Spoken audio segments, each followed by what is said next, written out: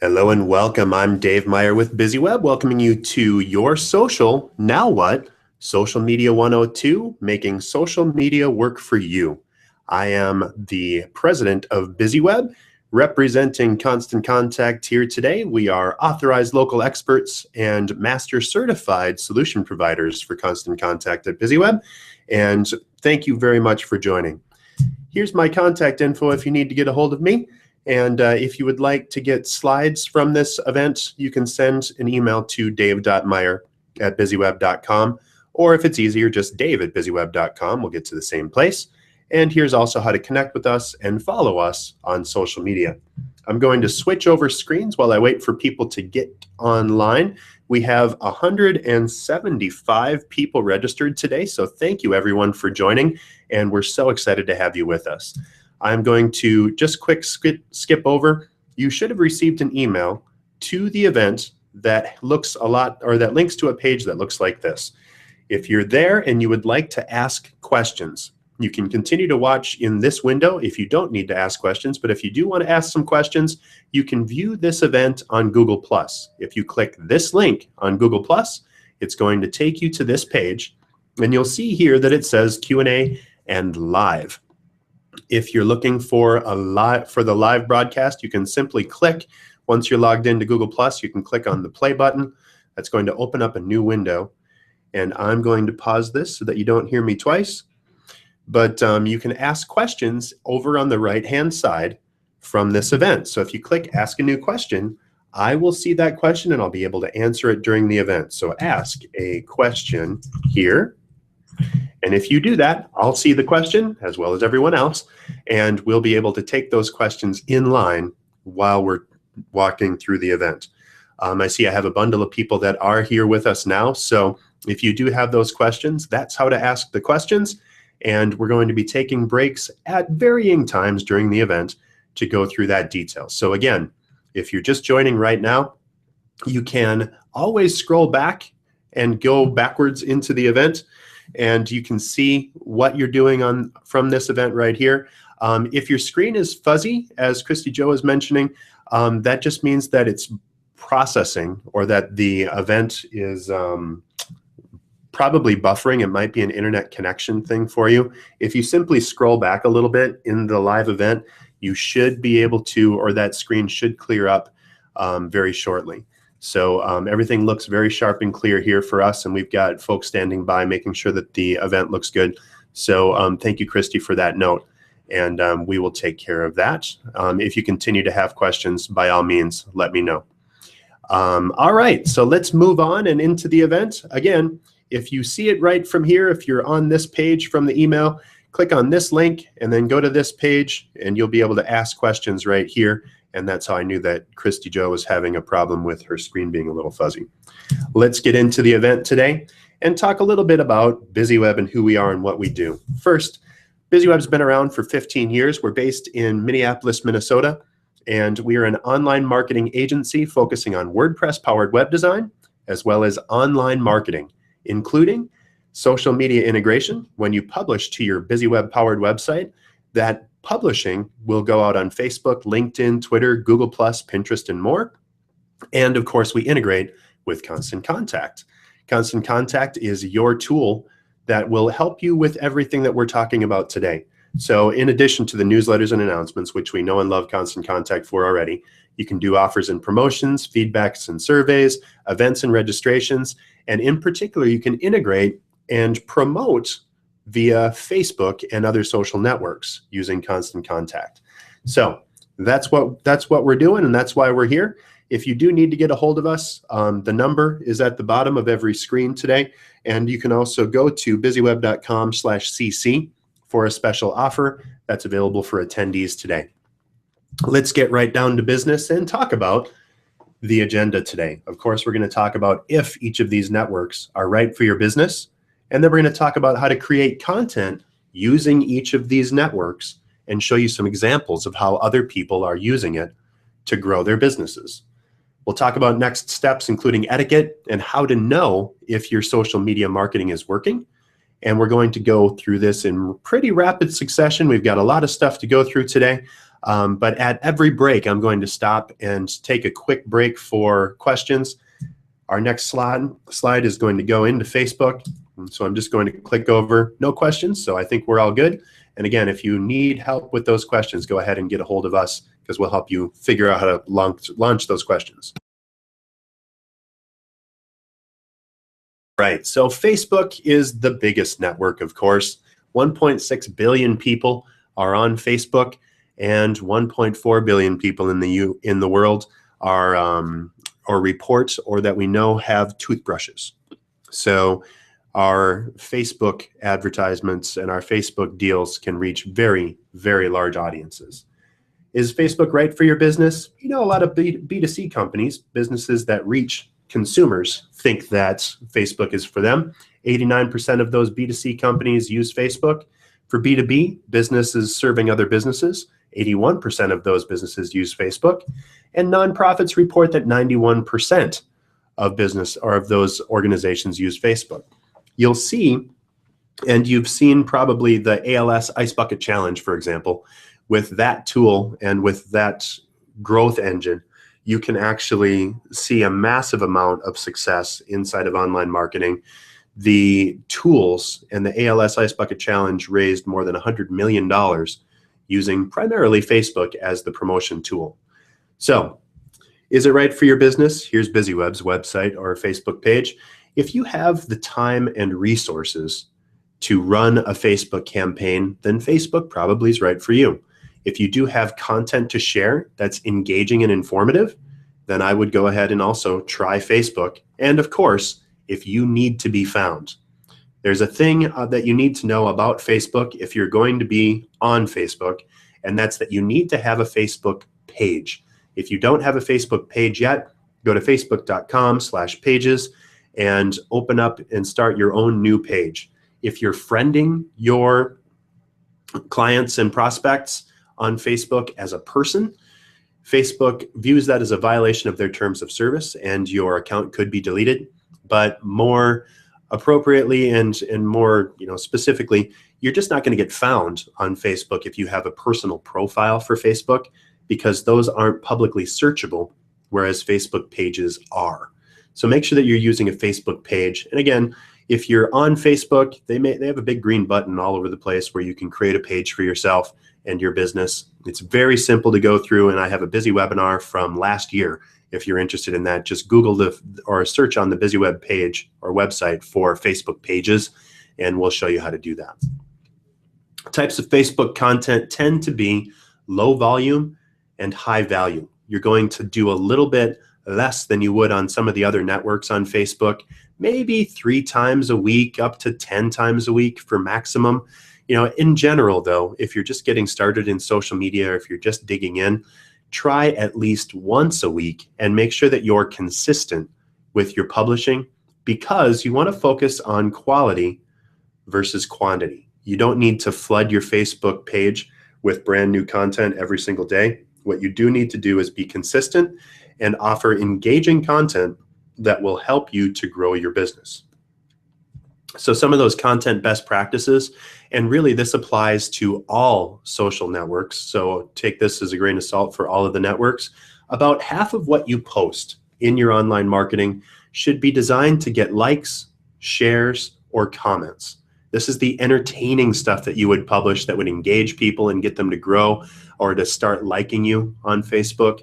It's the type of stuff that you would talk about and engage people with in a cocktail party. As opposed to a sales pitch or something that you're trying to get people to do. This is simply being interesting and engaging. So there's actually a 4-part online marketing tool that I'll talk through after we get all of these up here. But if you can engage people correctly, about half of what you do should be designed around that. For the next 30%, you should be useful and informative. Be informative and help people, show them that you have a deep well of knowledge and that you really understand them and their needs. You are an expert in your field because you know more than the people you're trying to sell to. So use some of that knowledge that you already possess. If you're part of a networking group of similar companies to yours, if you subscribe to newsletters or trade publications or blogs that your clients don't subscribe to, sharing that helpful and informative content can really show people that you're the expert that they want to work with. The final 20% of what you should do should be about your business. So getting people to take some sort of a call to action, take some sort of a next step, not necessarily buy now. You can do a buy now once in a while, but it should almost seem like a foregone conclusion. You've taken so much time to engage and inform your clients that they're asking you, screaming for, how can we work with you? That should be your answer for your buy now. And as for that, maybe about half of your total calls to action, or maybe 1 in 10 posts, can be explicitly sales oriented, a coupon or a special offer or something like that. But in general, your 50-30-20 rule is pretty good as far as making sure that you're not just doing one type of content, and kind of following by my 4 rules of online marketing, and that's to engage, inform, capture, and convert. The first one is the engage part, of course, with the 50%. The inform is also obvious at the 30%. Capture is to get people to take that next step, which is also in the 20% at the bottom here. But then you're going to continue to engage and inform after you've captured their information until you convert them into a customer or whatever you want them to do for you. So engage, inform, capture, and convert in these ratios for best effect.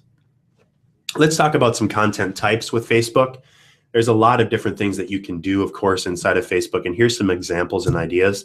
You can do a fill in the blank question. You tell us what I don't understand about Pinterest is, and then a bunch of people filled in their answer. So that's engaging people in conversation. Asking questions is another great way to get people engaged and to connect with you. Question, what would you call this functionality? Account owners can create different logins for up to 10 users, blah, blah, blah, blah, blah. A, B, C, or D.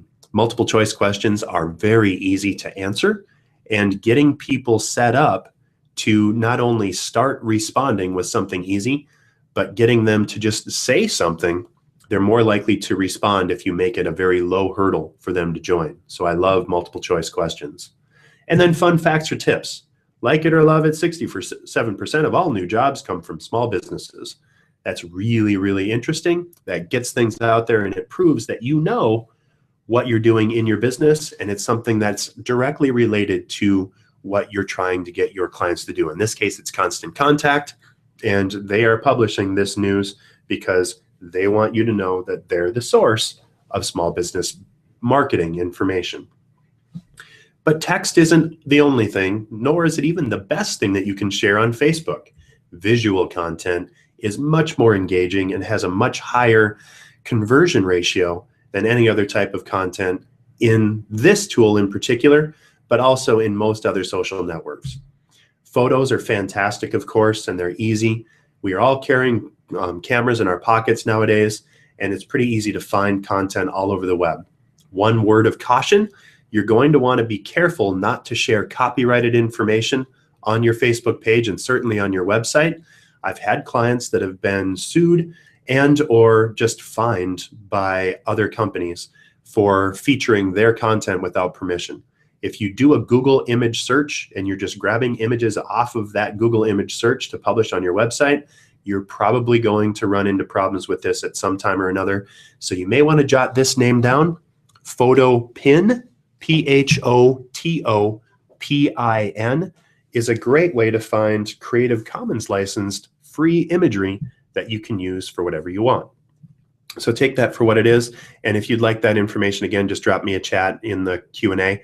But that's where I would recommend getting photos. Another engaging type of content, of course, is videos. If you haven't tried a video, you've probably seen them all over the place on Facebook. The key is, while it's easy to publish imagery and videos to Facebook, it's not as easy to do it well.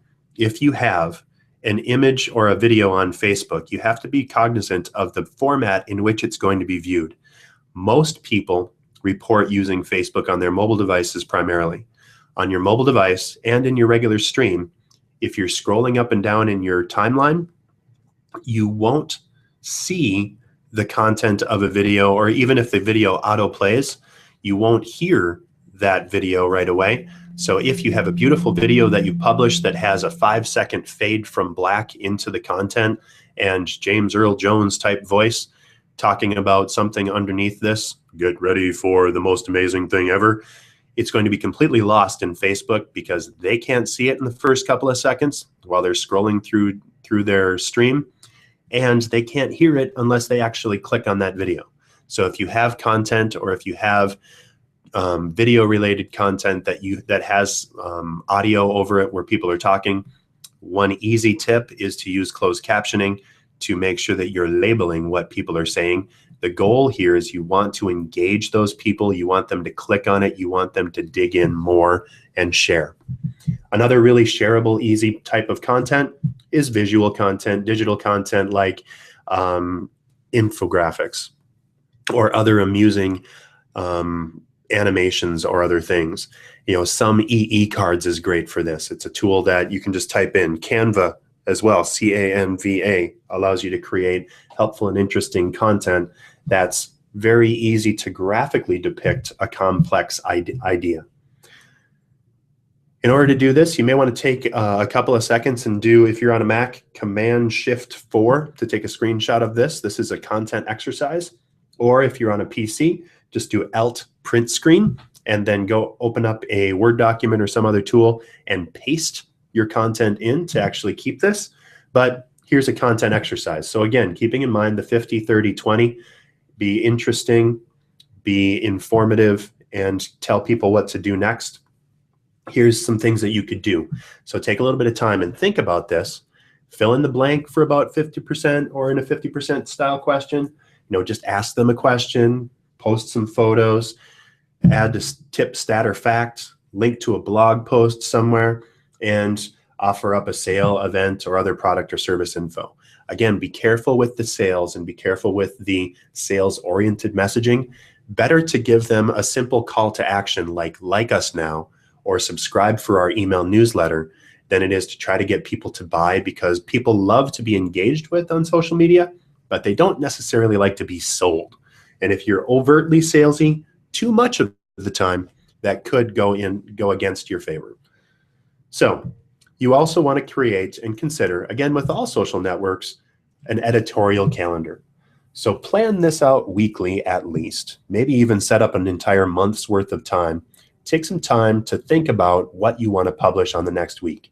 Again, think about that 50, 30, 20 rule and the types of content that you want. And if you're going to publish 3 times next week, make one of them slightly different, or each of them a slightly different tactic, and see what works.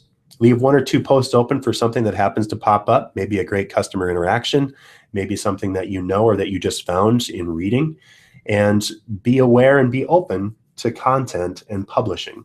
The key thing that you need to be careful of when you're creating an editorial calendar is don't be too ambitious and burn yourself out. I see almost all of my clients, when we pick up and work with them in social media, they've started social media, they've got a Facebook page, and they simply burn out and stop using it for months on end. That's not a strong indicator that you're a serious business. So make sure that if you're going to get into social media, you stick with it. And if that means that you have to start small and just do 1 thing a week, that's fine. Just be consistent so that everybody understands that you're still around. I'm going to switch over before I get into how others are using it. Graphics are still a little fuzzy. The photo info is here. I am actually going to publish this. So what I'm going to do is photopin.com is the URL that we were looking for. And Diane, I apologize that the graphics are a little fuzzy for you. It may just be as the video is buffering. You may want to try that or try just backing up a little bit. Oh, Hamilton County Public Health, I see that you actually published photopin.com. Thank you very much. And when you have a page, hardly anyone sees posts anyway around this, thanks to Hamilton County Public Health. Yes, if you have a page and you'd like to have more people see that, that's what's called EdgeRank in Facebook. And the deal with EdgeRank on Facebook is that people can only see so much content in any given day. And so what you need to do if you want to be seen by the most amount of people is post things that people are going to naturally engage with. The more people respond, the more people connect, the more people click like, the higher the edge rank of that article or that post that you make. Having an interactive or fun image, having an engaging video, something else on there is going to be very, very helpful in getting you a higher edge rank. The other semi-sad reality of the situation is that if you need people to see your posts, the way Facebook goes now, you really need to spend a little bit of time or set a little bit of budget aside to boost your posts. Don't ever try to boost for page likes, because again, once you get a page like, the edge rank or the likelihood that a post will be seen has gone from a couple years ago, it was 40% down to more like 4%. So if you had 1,000 likes on your page, it used to be like 400 people would see it. Now it's more like 40. So you don't waste your money on trying to get more likes. Instead, try to get people to take that action or see something that matters to you and your business. So Hamilton County Public Health, thank you very much for posting that question. And I'm going to hit back over to our event and talk about how someone else is using Facebook. This is Boloco, and Boloco is a food place that's located out in Texas, I believe. So if you go to Boloco, they're doing a lot of really interesting stuff. They ask a lot of questions. They tend to share multimedia, burritos and bikes rolling together. They're helpful with their content, so they're publishing specials, globally inspired specials, other things that are available out there for their clients to interact and engage with. They involve their fans by asking helpful questions. And then they really just take that next step and they engage with their clients on a regular basis. You have to almost be a professional tinkerer to succeed in social media. You're going to want to go back to your insights, to the measurements, and see what types of posts people react to most, and even what days or times are most popular for your content, and then try to go with the flow on when you're getting the best type of content, when you're getting the best responses. You know, likes, comments, interactions, click-throughs, all of those things are great indicators of engagement with your posts. Do more of what works best. So what do you do next? First, try a fill-in-the-blank question or a post first. Now, those are easy, they're simple. Just get your fans engaged. If you've got at least a couple of folks on your page, engaging with them is a great way to start. Create and share some visual content. Think about pictures that are going to engage your clients. Come up with some pithy or interesting infographics. You know, try the some EE cards thing or photo pin to find a great image that relates to your services, and then monitor your page. If your content's engaging, you should see some responses, you should see some click-throughs. If you're the manager of your page, you should see what's called insights on that page. And if you can't see that, you're going to need to connect with the manager of your page right now to get that content or to get access to that. Because if you can see it, then you can start measuring it. And really, there's no such thing as marketing without measurement. If you're doing marketing but you're not measuring it, you're just wishing for better things. So make sure that you're measuring and taking action based on those measurements. One last shot for Facebook. I don't see any new questions on here yet. And so if you do have additional questions, we've got a lot of folks that are on the call. And so thank you very much for everybody that is. But don't be shy about asking those questions, and we'll keep coming back to them at every break. Here's our next tool, Twitter. Twitter is the tool, of course, that lets you send out up to 140 characters to anybody and everybody under the sun, and very largely used tool. You've probably seen hashtags everywhere. We're going to talk about that for a little bit. But is Twitter right for your business? Well, let's talk and find out.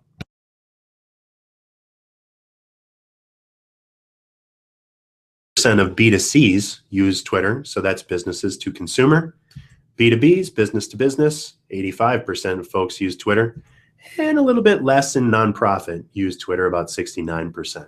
So is it right for your business? Well, if you have time and resources, just like on Facebook, you can consider having a Twitter account. One of the things that a lot of my clients get mixed up on is they think that they need to be on everything. Well, if you don't have a lot to say, then Twitter might not be the right place for you. You have to be creative and give a lot of time for content creation and curation, as well as monitoring. You can't have a Twitter account and bury your head in the sand. If someone responds to you, sends you an @ message, or retweets something, you kind of need to be engaged in a conversation if you're going to be on Twitter. This personally is something that I struggle with because Twitter takes a lot of time to do. So if you do have Twitter, if you want to be involved in Twitter, make sure that you have a lot to share. Another reason to be on Twitter is if you are or want to be a thought leader. One of the best uses of Twitter is actually finding and engaging with referral partners in your personal network. And by a referral partner, I mean someone who's likely to refer business to your customer or from their customers to you. And they might be someone ideally that knows about your customer and their need before you do and can refer that business to you. A great example of a referral partnership is a dentist for an orthodontist. Dentists see orthodontists, or dentists see their clients, orthodontist clients, well before an orthodontist will, and they're largely the ones that refer business to orthodontists. So if you're looking for that, find someone that submits or that has an opportunity to meet your clients or is in the same, not necessarily a competing industry or business, but someone that serves in a complementary role. For BizzyWeb, for example, it's business coaches, accountants, CPAs, lawyers, new business lawyers in particular, all of the companies that are involved in helping companies at times of transition are perfect for when someone's interested in getting engaged about their online marketing. So engage, follow, and find your best referral partners on Twitter in order to grow your business. Here's some examples of Twitter content. It's going to be higher volume and sort of lower value. I mean, everything that you do should have some value, of course, but you don't have to stress too much about the content that you post on Twitter. Now, this minimum is going to shock you: 5 times a day, maximum none. Again, you want to get out there, and you want to get out there more on Twitter than in any other social network, because the stream in Twitter is like a never-ending flood of information. Guy Kawasaki, who curates Alltop, ALLTOP, which is a directory of all of the top blogs in the world in any given topic, tweets several dozen to up to and over 100 times a day. Some of that, actually a good chunk of that content, tends to be repeated content that is simply reposted at different times of day to catch different people. You really can't overdo tweets on Twitter. This is part of what overwhelms people on Twitter because it seems counterintuitive, but what you're really doing is just kind of broadcasting or throwing a boat into the sea and hoping someone's going to pick it up. With content best practices on Twitter, you need to, again, create and curate content. This top post is an example of creating content.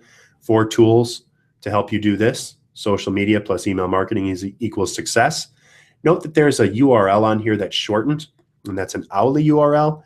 ow.ly is indicative of Hootsuite. So Hootsuite is a tool that lets you manage multiple social media accounts at one time, post content to all of those places, and for a basic account, it's free. What I don't like about it is that an Owly link doesn't give you, as a business, any search engine link juice. You're pointing to Hootsuite's servers and pointing to the Hootsuite URL instead of going to your own. I would much rather see us as business owners publishing links to our own websites. So to go to BizzyWeb.com/events, for example, or BizzyWeb.com/cc, instead of going to Owly and giving Hootsuite that search engine love. So creating content and publishing things out is one very valid way to get a lot of mileage out of Twitter, but also curating or finding things elsewhere on Twitter is a great way to also grow your social network. So why smart social marketers think mobile first? Via, and then they retweet it, or they gave a nod to all Twitter. So they've got that content out there that's curated content that they didn't actually author, but they're posting a link to, which leads us to retweeting. Retweeting is the art form of sharing other people's tweets to your followers. There's a handy little retweet button, looks like an RT or a little backwards arrow if you're in the app. But retweeting is simply sharing content that you found helpful and interesting with your followers. One note on this is that you're going to want to add a little bit of additional context to that tweet, if at all possible, because you want to tell people why you think that that tweet is cool, or even just providing a hat tip or a thanks. And then finally, hashtags are ways to really kind of drill down and let other people search for similar topics or kind of ride the lightning of interest on topics that you've identified. So in this case, motivating hashtag quotes for hashtag small business owners now. So the two hashtags that they outlined there were small business and quotes. So anyone else that's searching for quotes on Twitter, this will pop up inside of that. Same thing with small business. You see a lot of this on TV all over the place, but in particular on reality TV nowadays. If a host or someone happens to fall down or trip or say something saucy, there's usually a hashtag right across the bottom of the screen so that people can interact. And that's a way that TV shows are engaging in real time using Twitter on business. Let's talk about hashtags for a little bit more. A hashtag is really any code with a little pound sign in front of it. You're going to want to search for your hashtag before you use it because someone else might be using that code, but there's really no magic to it other than listing a pound sign and grabbing a code that meets your business. They tend to be used across social networks, but really, I wouldn't waste my time on any other network. Maybe some Instagram or some Vine, because Vine is very close to Twitter. It's owned by Twitter. But really, Facebook hashtags, it just kind of falls flat in my experience and opinion. The point of hashtags is to get found, and creating hashtags, again, is as simple as simply putting a pound sign in and then grabbing a code and then engaging people.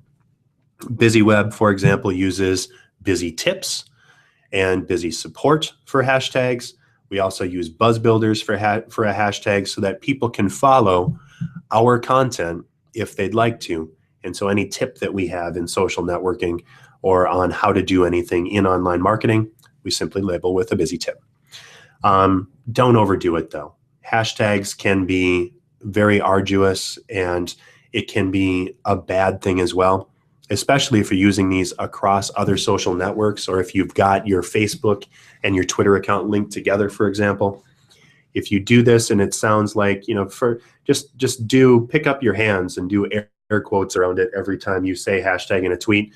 And if it feels funny doing it, you probably don't want to use that many hashtags. A couple is about the maximum.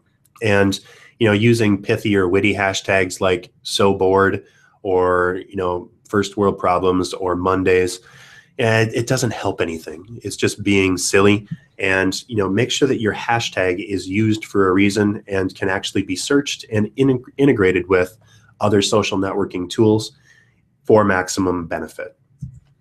In content types, you can post with a link on Twitter. You can post stats, facts, or tips. And of course, you can put in some quotes.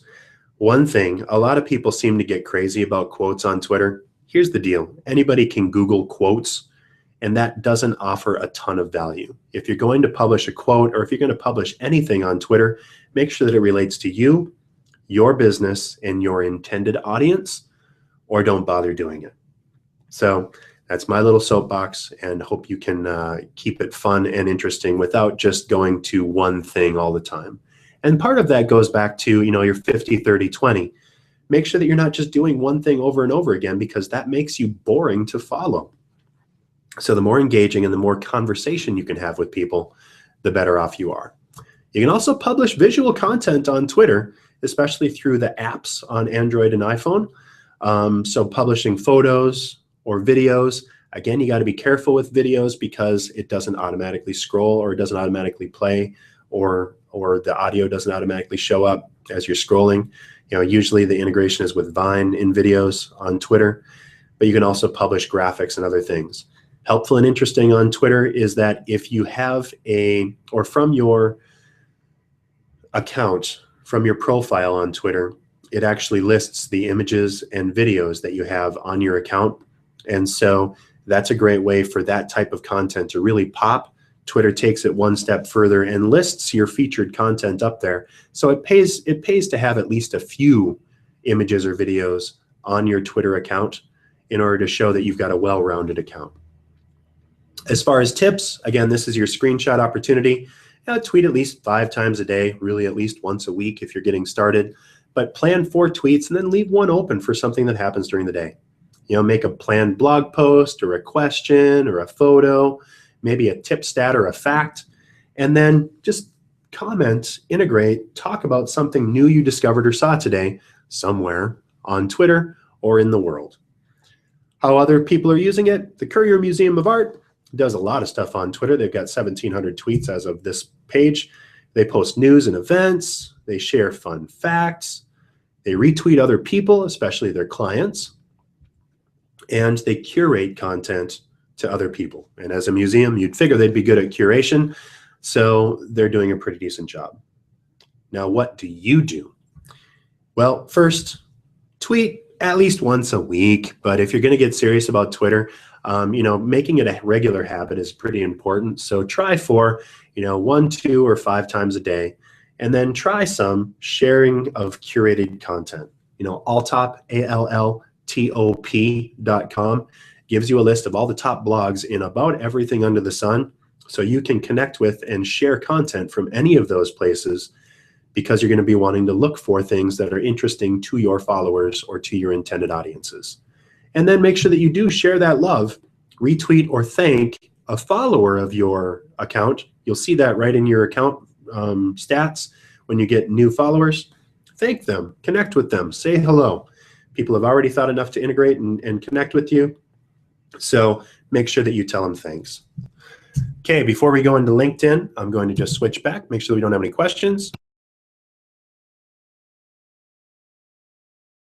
And looks like we have a new question here that says, my business name was not available for my business Facebook page, and is that a big issue? So actually, it's not a terribly huge issue, Diane. If your business name isn't available, it might be because of a few reasons, but in general, what I try to do with my clients is match the business name to the URL of the page. And if you haven't secured your own username for Facebook, so for example, facebook.com/BizzyWeb instead of facebook.com/pages/BizzyWeb/8091325678, just go to facebook.com/username in order to book your own URL or Facebook address, and that should help. You just have to be a little bit creative in your business name.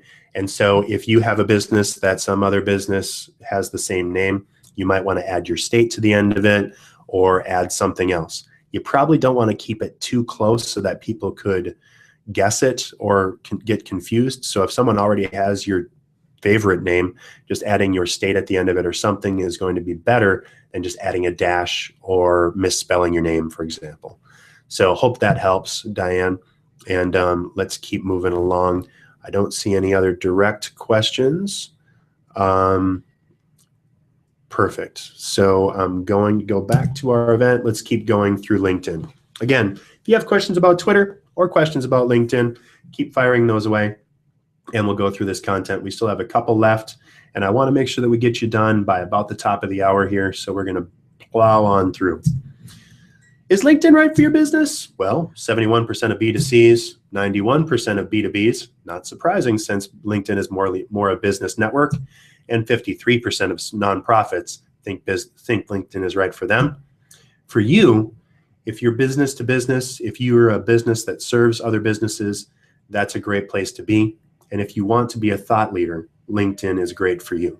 This is your place to provide helpful content to other professionals in your industry. Even if you are a B2C, reaching out to your referral partners via LinkedIn is a great business strategy. LinkedIn content should be low volume and high value, 2 to 5 times a week for content, and more formal and technical. This is where you're going to show your knowledge and flex your intellectual muscles a little bit more than in any other social network. People are on LinkedIn for business. They mean business, and that's how you should connect.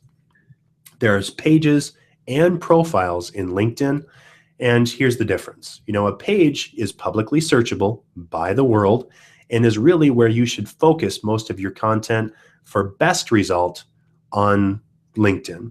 You do have personal profiles, and in fact, you need to have a personal profile in order to show up on LinkedIn, in order to be able to create a page. But don't think, or don't get lulled into thinking that just having a personal profile is going to help you grow your business as much as having a company page, and really being active on both can be. Company pages are searchable to the public and by Google. Having regularly updated content on your page proves to everyone that's searching for you and your business that you're serious about your business and that you understand what you're doing and how to connect and grow with other people. Make sure you fill out all your information in both places, but add content to your company culture, your products and services, and go for recommendations on LinkedIn. By going for recommendations, I mean submit recommendations for other people that you connect with, other referral partners in particular. The nice thing about referrals, as opposed to endorsements, it's very easy just to click a button and say that Dave Meyer knows about social media, but to give a recommendation that says that Dave Meyer or Mary Smith are experts in their field, who are professional and who always have the right answer in a short turnaround, is much more powerful than simply clicking "this person knows about something." The nice thing about recommendations is when you provide a recommendation to someone, if you do it well, LinkedIn is actually pretty aggressive about bugging the person that you provided a recommendation for to say, "Hey, great recommendation from Dave. Why don't you return the favor and give Dave a recommendation?" That's the best way to grow your clout, your professional scores on LinkedIn in particular. But this proves that you know who you are and you know what you're doing in your marketing. So having that out there and available is very, very helpful. So content types in LinkedIn. Some of this stuff should be about you, of course, publishing product updates, maybe behind the scenes type of content and information, and recruiting information for you and your business.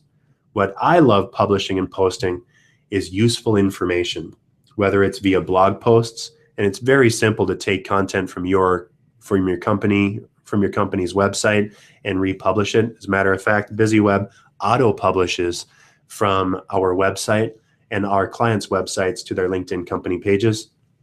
Publishing all that content is great for search engine benefit, as well as providing in-depth and deep content. Guides and ebooks are fantastic on LinkedIn. And if you've written something or if you have something that you can white label, very helpful information, as well as industry news. Again, you're a professional in your industry. You're proving that you're an expert. And so providing industry news on LinkedIn is a great use of the tool to prove that you have a solid depth of knowledge. For LinkedIn, again, post at least a couple times a week, share content that's about you and useful for your audience, and make sure that you're doing this on a bunch of levels, but in particular, keep it professional on LinkedIn, because that's what we all expect. Here's how Market Me Suite is using LinkedIn. They ask some questions. We want to make you happy, find out how and what we're doing in our happiness report. So they link to a post. They share multimedia, the ultimate guide to transform your Pinterest. They're helpful. You can't do it all, so figure out what's important. So they're publishing recontenting content. That's a post from the HuffingtonPost.com. And they're just out there and they're sharing. So what to do with your LinkedIn profile next? First, fill out everything on your page, including setting up a page. If you haven't done so yet, you just go to linkedin.com/company, and that's how you get your posts up there and create that page. And then be active. Be consistent, at least once a week, really. But if you want to get in the groove with LinkedIn, a couple times a week is fine. And then try sharing something about your industry. You are an expert in your field. You're an expert in what you do. Make sure that you're sharing that content so that everyone understands that you are and can help you grow your business. All right, going into Google Plus, I'm just going to offer up for a quick question. Looks like we are good still. Abby had a good question. Okay, so I'm going to go back to Facebook in just a little bit. I think Hamilton County Public Health asked a great question about Facebook here, but I don't want to keep going back to Facebook. Let's go back to that at the end if that's okay. And so we'll hold on to that and don't let me forget. But let's go into Google Plus quick.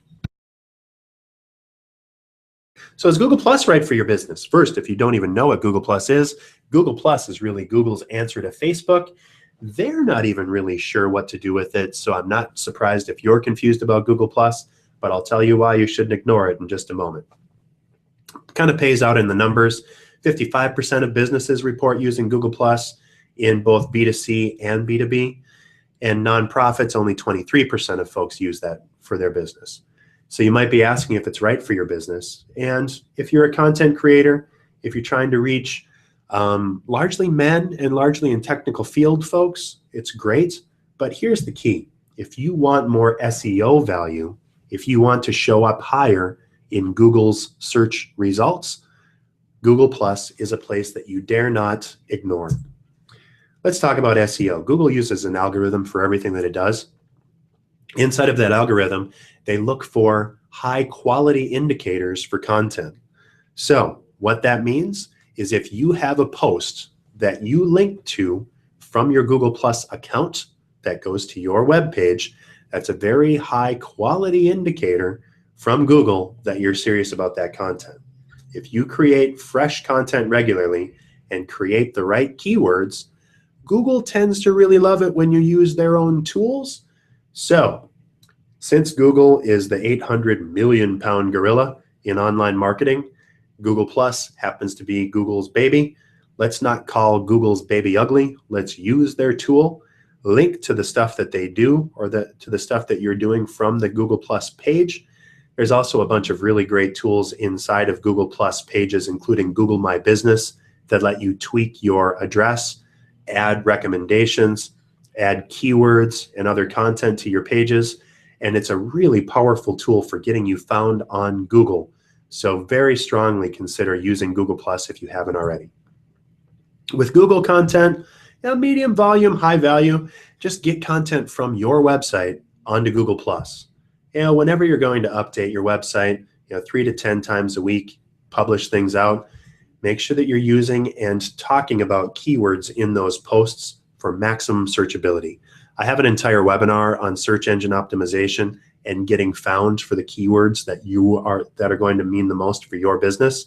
But in general, think about what people would be typing into Google to find you and your business when they're ready to make a purchase decision, and make sure you're covering that and linking to that on Google Plus and all of your social networks whenever possible.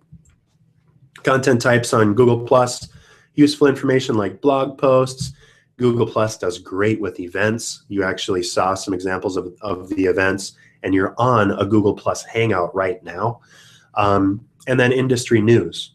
With multimedia, absolutely. Photos are great. Google Plus has a tool called Auto Awesome that they've actually dramatically improved in just the past week. And they do a lot of really fun stuff with videos. BizzyWeb has been a longtime user of Google Plus.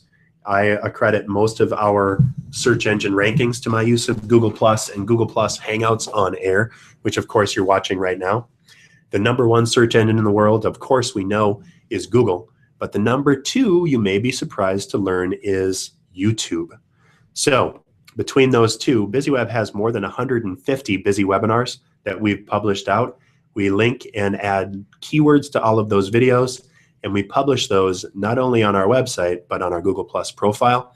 And we see dramatic improvements for all of the keywords that we highlight on our content.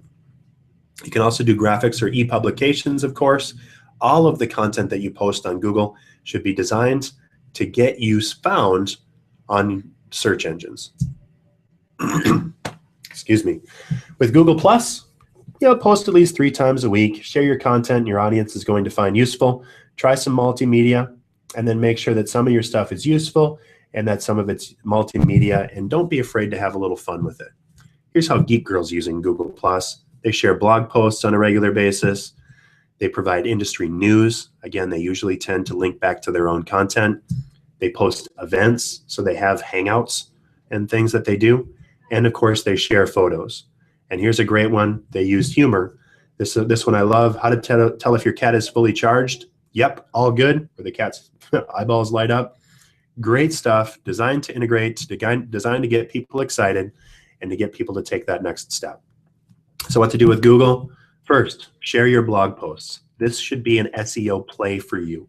You should be trying to share your content from your website on Google+. That's the main point of Google+, from my opinion. Post a photo or a video, and then use keywords that are going to get you found. If you didn't get it yet, Google+ is about SEO. So what's not about SEO? Well, sort of is, but Pinterest is our last network for the day. And Pinterest is really an online network that helps you grow your business by sharing images. If you've heard of Etsy, Etsy was largely launched as a response or through the tool Pinterest to generate content. Pinterest folks tend to be female, about 80% in fact still. But also Pinterest drives more traffic than LinkedIn, Google+, and Twitter combined to websites. It's just a massively well-used tool that allows people to share and find engaging imagery and videos to boards on pages. And I'll get more into that in just a second. Is Pinterest right for your business? Yeah, about half of B2Cs, about 34% of B2Bs, and 24% of nonprofits, sadly, because nonprofits often have some of the most engaging imagery out there. But really, Pinterest, if you have products to sell, if you have images to share, or if you want to build awareness of your brand, Pinterest is fantastic. This is a great example of a Pinterest page. You set up an account on Pinterest, and if you have a personal account on Pinterest, you can translate that over to a business account so that it's publicly searchable just by going to business.pinterest.com, or you can set up your own separate. But then you create boards. All of those little boxes on this page are boards of curated content that this person has loaded to Pinterest. So for example, BizzyWeb uses pin boards of helpful tips and client pages. We post interesting information and just kind of other general stuff on our Pinterest account, and it works pretty well. With Pinterest content, you're going to want to be high volume and high value. All images, of course, because this is only videos and images, for between 5 and 10 times a day if you're really serious about it. But it has to be good imagery, great content that's engaging. You don't want to post a picture of a paperclip or a blank wall. You need to make sure that it's something that's interesting and that's designed to capture people's attention. Visual content is important because 90% of the information that's transmitted to our brains is visual. And photos are like twice as many times as text updates, especially on Pinterest, of course, but Facebook, Twitter, all of these bear out. If you really want to get found and stand out, imagery and videos are a great way to do so. 67% of folks say that images are very important in selecting and purchasing a product. If you're serious about getting found, using images is a great way to make sure that you are. So for content on Pinterest, you can do some stuff about you, some products, some of your digital assets, whether it's white papers or other helpful guides, photos and videos, of course. If you're not familiar with Pinterest, you install a bookmarklet or a bookmark tool where you just browse the web as you normally would, and then you click pin it from your bookmarks, and it automatically opens up a window, asks you to label or find the image from the page that you're on, label that image, and assign it to one of your boards or create a new board. Very simple, very easy. What you want to do is go through your content on your website and pin things to your board that other people can share. So useful and interesting content includes curated stuff that you found elsewhere, blog posts, especially from you, or quotes and tips. Again, Canva is a great way or a great tool to use to create infographics that are unique to you. They have a little Canva logo at the bottom, but big deal. That's awesome, from my opinion. And then here's a content exercise for Pinterest.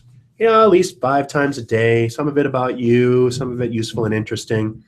Unique Sheep does a lot of this stuff where they publish a lot of content. They repin their products, they provide useful pins, and then they curate out things with how-tos and other stuff. So what to do next? Create 3 or 4 boards, install the pin it button, about.pinterest.com/goodies, just Google pin it button, and provide a description and link in your product pins. So we've got all this done. Again, I'm going to get to Q&A as soon as I get through the slide deck. I want to make sure that I get this done on time for you all. But here's our next steps. Some etiquette. And if you're familiar with Office Space, here's my favorite. If you could stop writing like this in every social network, that'd be great. Don't over hashtag things. In addition to that, if you're not completing your page, instead, would encourage you to fill out all the information about your business, add your logo, and add your photos. You know, if you're on Twitter and if you hadn't added a logo, you're an egghead because your logo is an egg. So make sure that you take that next step and fill out your stuff. That's the difference between serious people that get followed and people that are just tinkering. Don't talk about yourself all the time. Instead, balance you with helpful and entertaining content. Don't post too little or too much.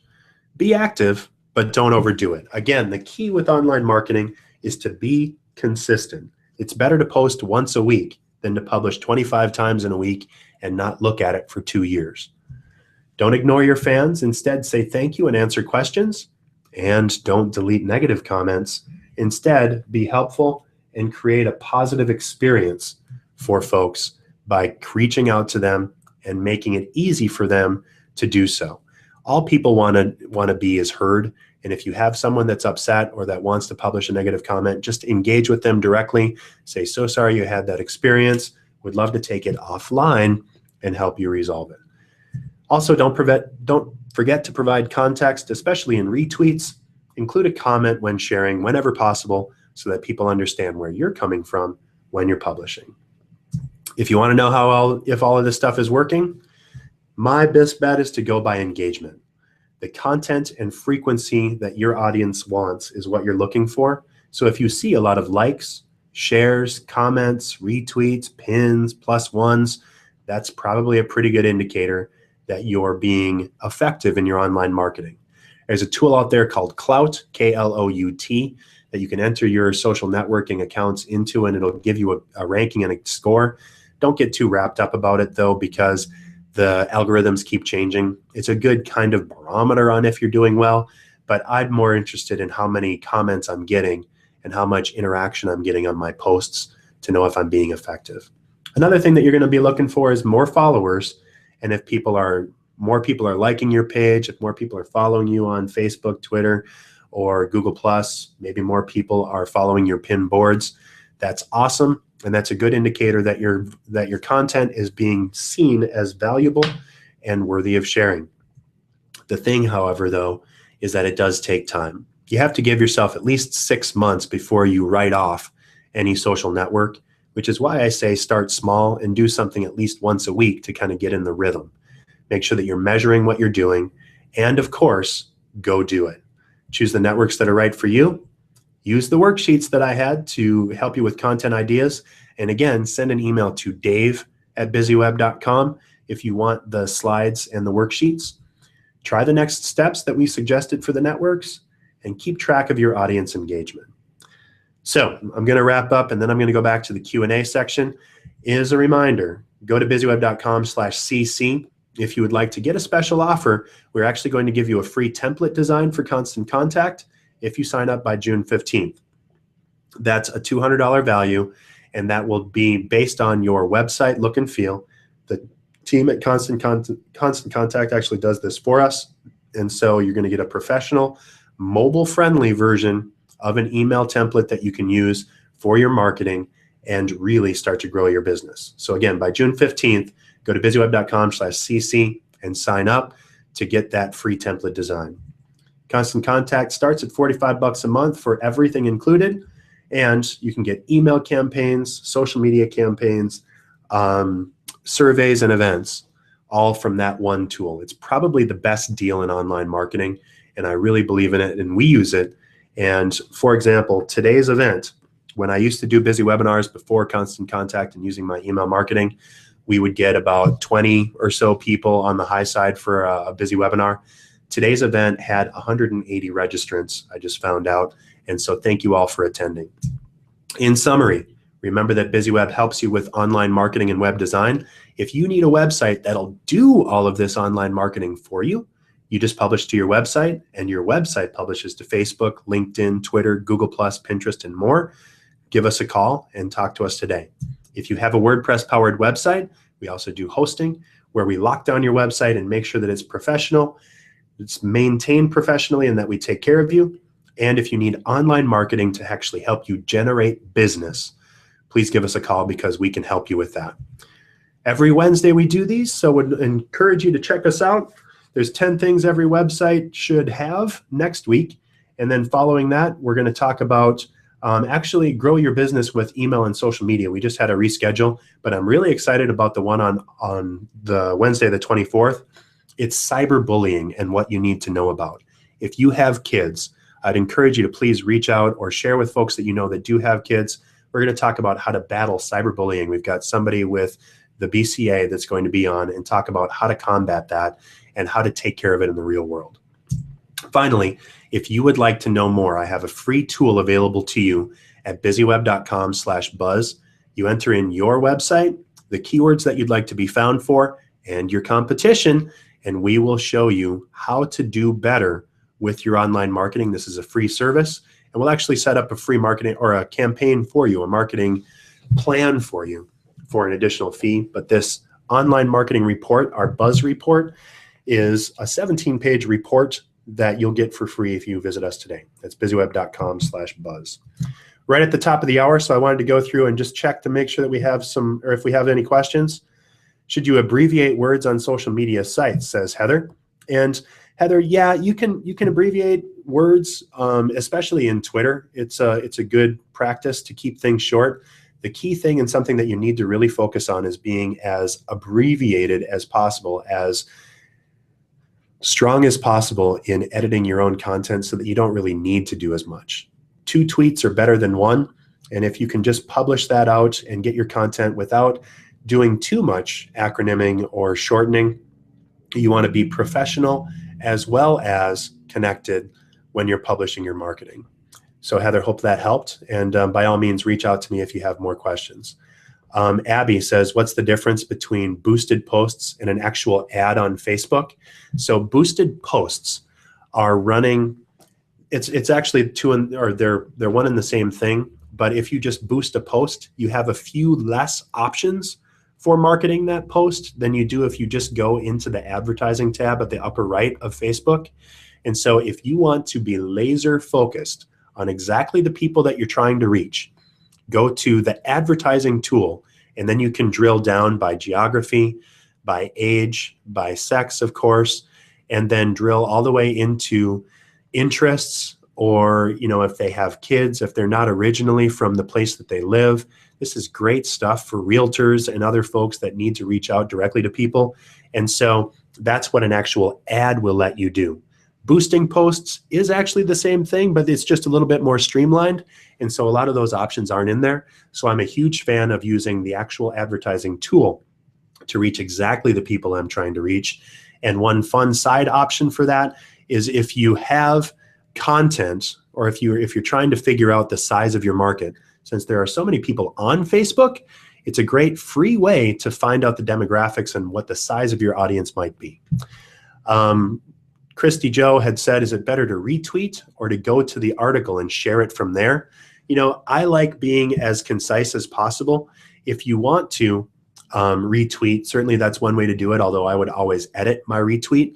So make sure that you do that and connect up. But if you want to go directly to the article, that gives a little bit more SEO reach, especially to your own content, and publish to there. But even if you're going to retweet, be sure to add a little context to that tweet. All right, so I think that might be it. I'm just scrolling. What's the best time to post on Facebook, says Heather. So Heather, the best time to post on Facebook is up to you, and you have to test and measure. I had an article or a BizzyWebinar from about a month and a half ago when we talked about the best times to make posts or actually making emails. And really, in general, if you're working in B2B or in other businesses, between 10 a.m. on Tuesday and 3 p.m. on Thursday, between 10 and 3 on each of those 3 days is pretty easy. But you really need to test it. If you're trying to reach contractors or someone in trades, either very early in the morning or very late in the afternoon might be best. Around noon might work for you. The key is you have to test it, see how it works, try it a bunch of different ways, and see what works for you and do more of that. All right. Clicking feedback every day until Google Plus gave you your vanity URL. That's a great way to do it, Hamilton County Public Health. And also thank you for the note about if you need to learn how to use Hootsuite that I mentioned before. There's some links right there. I have a article on Hootsuite. If you just search BizzyWeb, on BizzyWeb for Hootsuite, we actually have an article and a webinar that we covered Hootsuite before. It's about a year and a half ago or so, but still very quality link there. Hamilton says, thanks for stressing quality over quantity, and thank you so much for connecting up. Love all of the comments, and thank you so very much. You actually asked, what do I think about posting the same thing to Google Plus and Facebook? I think it's fine because different networks are talking to different people. You might have a few people that overlap, but what you're trying to do is broadcast as many or your content to as many places as possible and kind of scattershotting out. So publishing the same content in general is fine.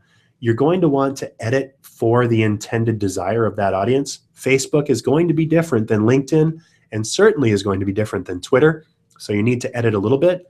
The tools that we use for cross-posting to all networks from one spot automatically do some of that contextualizing, but make sure that you take a look at that and try it and see what works for you. I mean, if something that you're doing on Facebook a lot is getting you nothing, then you might want to edit and figure out a different option. So, Abby, we already talked about that question. You got your Google Plus name. Thank you very much. Pinterest is the third largest search engine. Thank you for that note. I had no idea that that was there. And so I think we're at the top for our questions. If you do have additional questions, I would absolutely love to connect with you. Again, reach me at the following information. I'm going to switch back, go back to the home page, and here's my contact information. If you would like the slides, or if you would like to ask more questions, you can either reach me at dave.meyer@bizzyweb.com. You can connect with me at facebook.com/BizzyWeb, Twitter @BizzyWeb. You can do google.com/+BizzyWeb, or just send a note to dave@BizzyWeb.com, and I would love to help you with any questions.